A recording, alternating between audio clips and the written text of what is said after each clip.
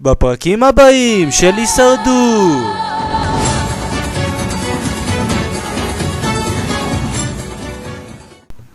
תראה, אני לא אוהב את כל התפפות הזאת של השבט, לא מבינים שהם בידיים שלי. למעשה לא סופר פה אף אחד, אפילו לא מחשיב את השדיים של מרינה, שהם אגב חבל הזמן. משה, משה הוא מפגר, הוא חושב שלוקח אותו איתי לגמר. משה זה חי בסרט, אבל זה טוב לי. טוב לי, אקח אותו, אני אוריד אותו. נתקע לו סכין בגב.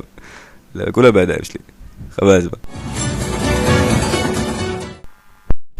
אני חושב שדן הוא בחור מאוד חזק בשבט, אני סומך עליו, אני חושב שהוא ייקח אותי ביחד עד לגמר, אנחנו נצעד ביחד בלב שלם, ואנחנו בעצם נמגר את כל חברי שבט סבנה.